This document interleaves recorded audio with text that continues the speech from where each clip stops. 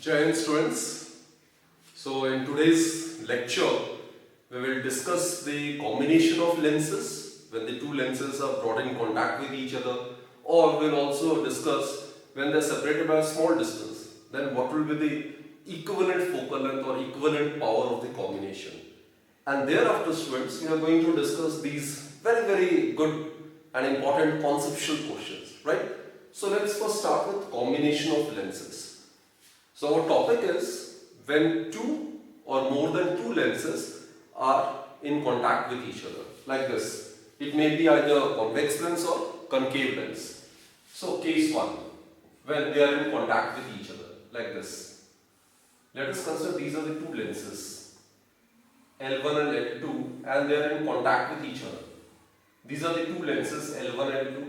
Their respective focal lengths are f1, f2, and their respective powers are p1 and p2. And they are in contact with each other, right? So this is the principal axis, right? So students, what to do is, suppose this is the object over here. Let us consider this to be a point object, and let us consider the distance be u. Now consider these are the reference lines from where the deviation of light is to be considered. So this is the incident ray. Obviously it will get refracted.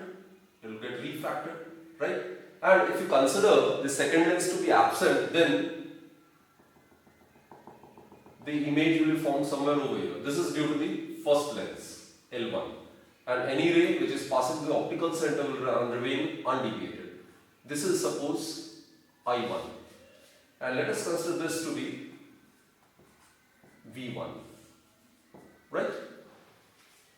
So here I have not made use of lens L2. Only consider students lens L1 to be present. So this is the incident ray. It will get refracted, and in case the second lens were absent, then the image would have been formed over here, I1. So for lens L1,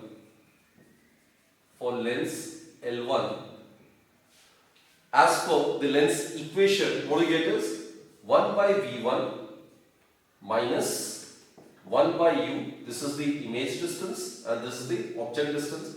It is equal to 1 by, what's the focal length of lens L1? It is f1. Put this as equation number 1. Right students? Simply make use of lens equation. Now what to do is, consider lens 2 for lens L2. For lens L2, I1 will act as a virtual object. So I1 will act as an object. So now over here what happens is, ray is coming. So it will get refracted from lens L2 as well. So it will be like this. So actual image will be formed over here. Let its distance be V. Right? So I is the actual image formed due to the refraction suffered by both the lenses. Right? So again I repeat, for lens L2, I1 will act as a virtual object, while I is the actual image formed. Right? And also students, remember, both the lenses are thin. So the distances from the optical center of either of the two lenses of the object or image formed can be considered to be same. Right? So for lens L2, what's the formula? Lens formula? 1 by V minus 1 by U equals to 1 by F. So 1 by V, image. For this lens, the image is this one. So its distance is V. Minus 1 by U. For lens L2, this one is the object. So U is V1. So it is 1 by V minus 1 by U is equal to 1 by F. What's the focal length of lens 2? It is F2. Clear students? Again, I must stress on the fact that I1 will act as a virtual object for lens L2. So while making use of lens equation, U1 in magnitude should be equal to V1. And V, which is the distance of the image, that is equal to V only. And the lens L2 is having a focal length of f2. Right? So what to do is, if we add these two, adding 1 and 2. So adding 1 and 2, we get 1 by V1 minus 1 by V1 get cancelled. So what do you get? 1 by V minus 1 by U is equal to 1 by F1 plus 1 by F2. Put this as equation A. Right students? Now, if we consider this to be a single lens, let us consider this to be a single lens. This is a single lens. Of focal length say f, and let resultant power be p.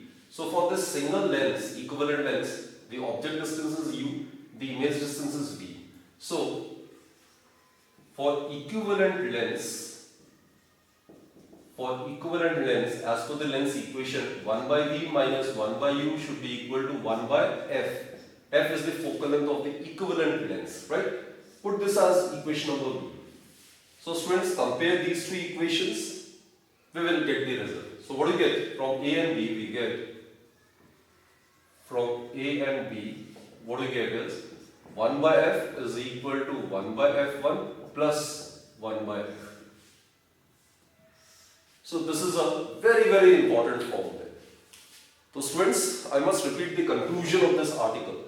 Whenever the two lenses, whether it is converging or diverging or combination of converging and diverging, then the resultant focal length is given by this particular formula. 1 by f is equal to 1 by f1 plus 1 by f2. In case of n lenses connected in contact with each other, then the resultant focal length would be given by 1 by capital F is equal to 1 by f1 plus 1 by f2 plus 1 by f3 plus 1 by f4 and so on. Right? So, we can represent the power of the equivalent lens as well. So, for that, what to do is reciprocal of focal length in meters, that will give us the power of the lens in diopter. So, in such a case, what we will get is resultant power of the combination. It will be given by P1 plus P2. Reciprocal of the focal length, that's power. P1, P2 are the powers of the individual lenses. P is the power of the equivalent lens, right? And you're aware, focal length and power, it is positive for convex or converging lens. Focal length and power, then negative for diverging or concave lens, right? Also, the formula for the linear magnification, net linear magnification would be M1 multiplied by M2. M1, M2 are the linear magnification of the individual lenses under consideration. M is the linear magnification of the resultant one. So, this is case 1. That is when the lenses are in contact with each other. Okay? This we have mathematically proved. And what about the second result? Now look. If the two lenses are not in contact, but there appears a small distance between them. Suppose these are the two lenses L1 and L2, its focal length is f1, its focal length is f2, and x with a small separation between these two. In this case, I will not prove it because it's beyond the scope of your curriculum, so I'll restrict myself to the formula only. So in this case, this is just from comparative point of view. So in this case, the resultant focal length is given by 1 by f is equal to 1 by f1 plus 1 by f2 minus x divided by f1, f2. This is a formula to be used when there exists a small separation between the optical centers of the two lenses under consideration. X is the small separation between their optical centers, right? This expression can be represented in terms of power of the lens as well. So the power of the equivalent lens would be given by P1 plus P2 minus x into P1, P2. So students, these are the formulas which we will be using while solving numericals, right? This is the case where the lenses are in contact with each other. This is the formula which is to be used when there exists a small separation between the optical centers of the lenses under consideration. So, this is the theoretical portion. Now, let's practice some numericals, right? Let's start with the first question. Students, please read that question. First one. The first question is, two lenses of powers minus 1.5 diopter and plus 2.75 diopter are kept in contact. Find the resultant focal length of the combination. It's very simple, isn't it? What is the nature of this lens? Negative sign. It suggests that it is a concave lens or diverging lens. Positive power. It suggests that this lens must be convex or converging in nature. So, they are kept in contact. This is the key point. They are kept in contact. So, students, they are kept in contact. Means, what's the formula for the power then? Just now we have discussed. P is equal to P1 plus P2. since 1 by f is equal to 1 by f1 plus 1 by f2, isn't it? So net power, it would be minus 1.5 plus P2 is 2.75. So it would be equal to 1.25 with positive sign, and this is the diopter. So the resultant power of the combination will be plus 1.25 diopter. So the equivalent lens will behave as a converging lens because the power of the equivalent lens is coming out to be positive. So it indicates the converging nature of the equivalent lens. Now we are supposed to find out the focal length of the combination. Focal length of the combination would be capital F is equal to 1 by P. P equals to 1 by F or F equals to 1 by P. So that is 1 over 1.25, this much meters. So it can be changed. So it is 100 divided by 125. So it is 4 by 5 meters or 0.8 meters or 80 centimeter. So I hope this is a very simple question, and it's based on the direct formula of the combination of lenses when they are in contact with each other. Right, students? So that's question number 1. Question number 2. It's a good one. We have to make use of both the formulas, right? Let's concentrate on question number 2. Question number 2 states that there are two thin lenses. When in contact produce a combination of power 10 diopter, right? And when they are 0.25 meter apart, the power reduces to plus 6 diopter. So suppose the two lenses under considerations are having powers P1 and P2, and their focal lengths are F1 and F2. So when in contact, what's the formula?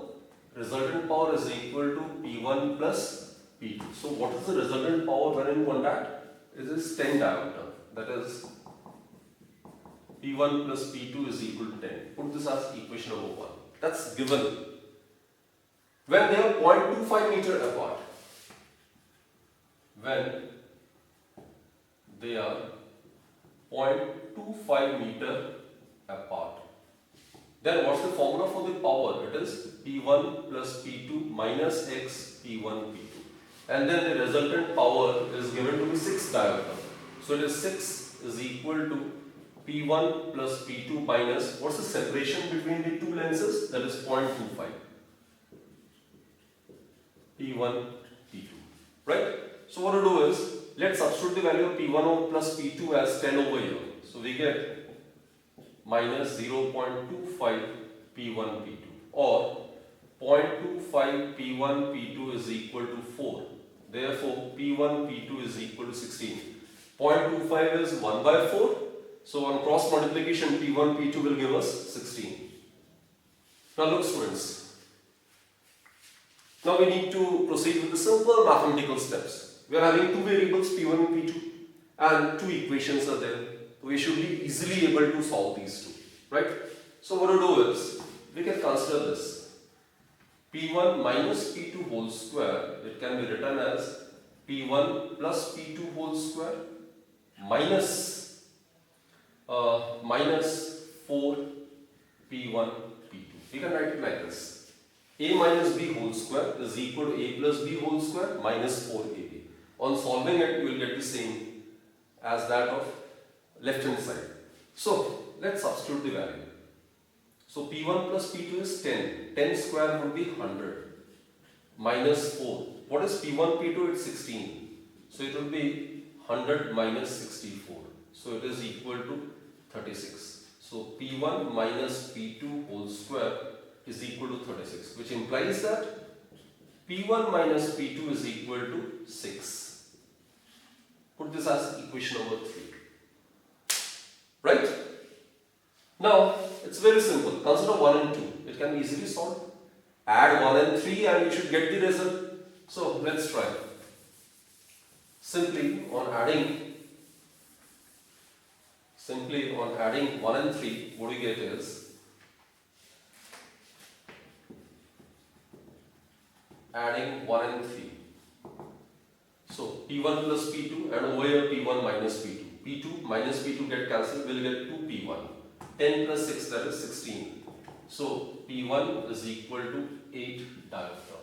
Now we are supposed to find out the focal length. So power is reciprocal of focal length.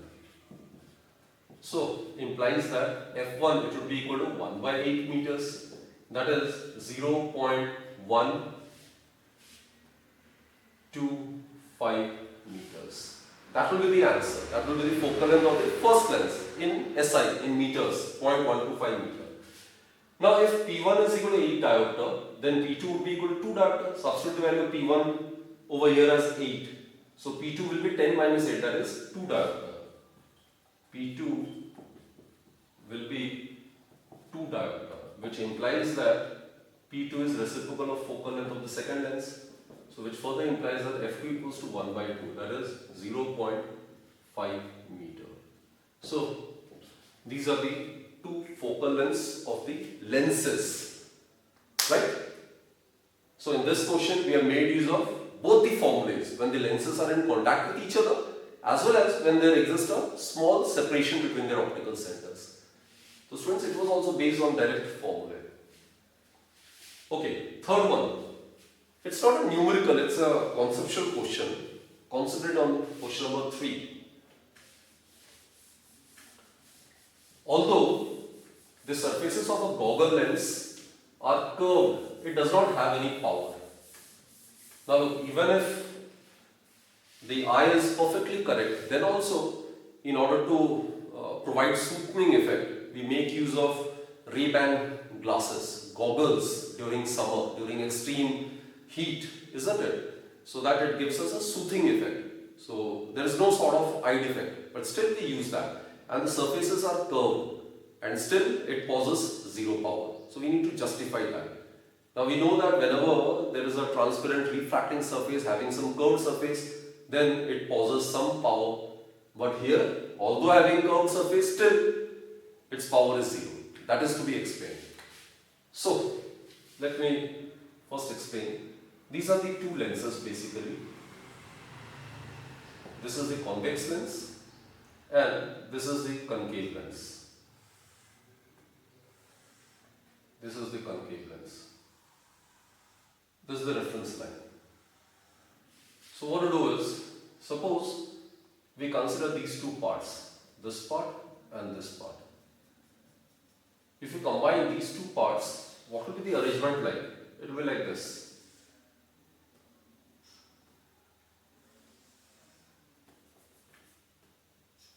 This part, right? This is suppose 1 and let us consider this to be 2. So this is the second part I have drawn and consider the first one. First one is like this. This is the first one, right? So combining these two, half portion, we will get this. So look, these two are parallel, these two are parallel, these two are parallel.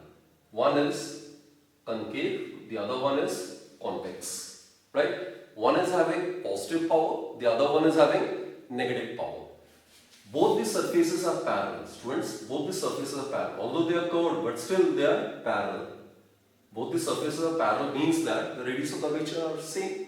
So as a result, the focal length of power are same. So power of lens 1, if it is plus P, then power of lens 2, which is concave, it should be of diverging nature, minus P.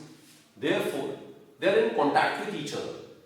And whenever the lenses are in contact, we know that net power, it is given by P1 plus P2. So it will be plus P plus minus P. It would be equal to 0. So this is the proper mathematical justification of the fact that although the goggles are curved, yet it possesses zero power. So the reason is that the surfaces are perfectly parallel, isn't it? One is the convex, the other one is concave. So concave part will have negative power, convex part will have positive power, both in same magnitude. So since they are in contact, we must make use of this particular formula. So we get net power to be 0. Right? This is how the statement needs to get verified. So this was a very good conceptual question. Okay, let's try out question number 4. It's again a simple question based on theoretical explanation. 4th. How will you explain the twinkling of stars? Students, do the stars really twinkle? No, not at all. It emits light continuously. Sun is also a star, right? It emits light continuously. Any star, it emits light continuously. So, why does the star appears to be twinkling? What's the reason for the twinkling of stars? Basically here, we are talking about those stars which are at a very far away distance compared to that of Sun. Sun is the nearest star to us, isn't it? So when we are looking at stars which are very far away, even very far as compared to the Sun, then what happens is when the light from that Sun reaches Earth, then it has to cover certain distance through the Earth's atmosphere. So in vacuum, it's rarer. As it enters the atmosphere, the medium becomes more denser and denser. So as a result, light from the star entering the Earth's surface undergoes continuous refraction. So as a student, what happens is there is a shift in the position of the star. That is, the apparent position of the star is different from that of the actual position. So what I mean to say is that this is the surface, right? And this is the star. Suppose this is the star. Let us consider this to be the star. This is the original position, right? So this is the Earth's atmosphere. So ray is coming over here. So it will bend. On entering the Earth's atmosphere, it will slightly bend. So to an observer over here, it will appear as if the star is somewhere over here. This will be the apparent position of the star. So this is the actual position of the star and this is the apparent position of the star. And why there are two different positions of the star? Due to the atmospheric refraction of light. So this is understood, isn't it, students? There appears a change in the position of star due to the atmospheric refraction. Now the second point. Now the atmospheric conditions keeps on changing continuously with the time. With each second, the temperature, the density, it keeps on changing. The atmospheric conditions keeps changing continuously with time. So as a result, there is change in the refractive index of the medium, a slight change, but there does appear some change in the refractive index of the medium. So as a result, what happens is, this apparent position will also keep on fluctuating. So when the position of the star keeps on fluctuating, it gives us the twinkling effect. Understood? So again, I must repeat it. Stars actually do not twinkle. It emits light continuously. But when the light from the distant star enters the Earth's surface, it undergoes continuous refraction. And due to this atmospheric refraction of light, the apparent position of the star is different from the actual position of the star. And also, the second most important point is, the atmospheric conditions of the Earth keeps changing continuously. That is the density, the temperature, it keeps on changing continuously, resulting into the change in the refractive index of the medium. So as a result, this apparent position is also not fixed. It also keeps changing. It keeps fluctuating. So that gives rise to the twinkling effect of the star, right? So the main reason is, first, due to atmospheric refraction. Second, due to the continuous change in the atmospheric conditions, the apparent position of the star fluctuates, giving rise to its twinkling effect. So that is how you can explain the twinkling of stars. Okay, fifth one.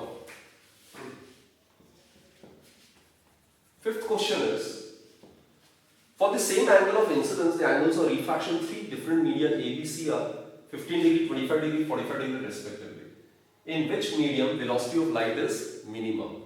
So it's a very good question. For the same angle of incidence, I is given to be constant. Therefore, sin I is constant. Now, as per Snell's law, we are aware of it. As per Snell's law, we know that sin I divided by sin R is equal to refractive index, which in turn is equal to C by V. Isn't it? So, sin I by sin R is equal to C by V. Now students, it's pretty clear. C is constant, I is constant, so sin I is also constant. C is the speed of the light in air or vacuum, which is 3 into 10 to the 8 meter per second, which is constant.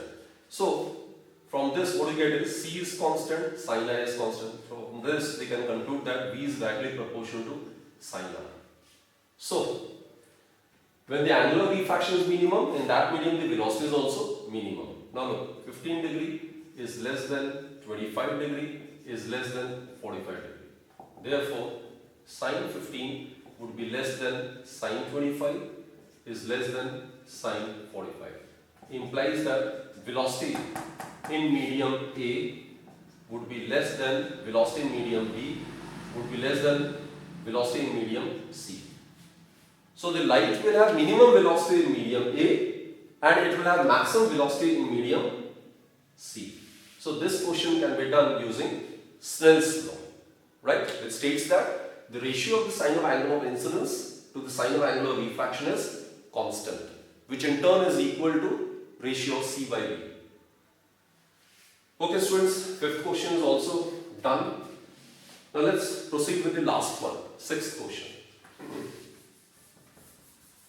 Sixth question is a numerical which is based on, I think, length equation, right? So let's do it. A length of focal length 12 centimeter. Focal length is given to be 12 centimeter. Produces a virtual image whose size is 1 by 3. Now student, key point. Size is 1 by 3. Means size of the image is less than the size of the object. And it produces a virtual image.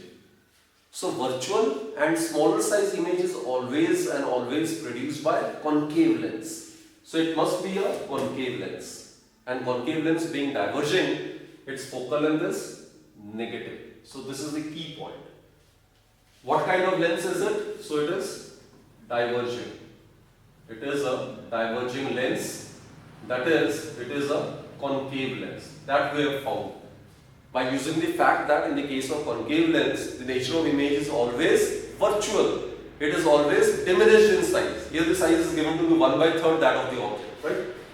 So, focal length is given, size is 1 by 3. So it is erect, virtual and erect. So linear magnification is 1 by 3. Because H2 is given to be 1 by 3 of H1. Therefore, H2 by H1 is equal to 1 by 3.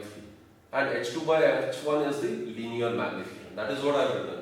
And since it is erect, virtual and erect, so it is taken as positive sign. So, determine the position of the object and the image. So, let's do it. M is V by U. So, U would be equal to 3V. Therefore, let's make use of this equation. 1 by F is equal to 1 by V minus 1 by U. So 1 by minus 12 is equal to 1 by V minus 1 by, substitute the value of U as 3V. So let's keep on solving it. 3V.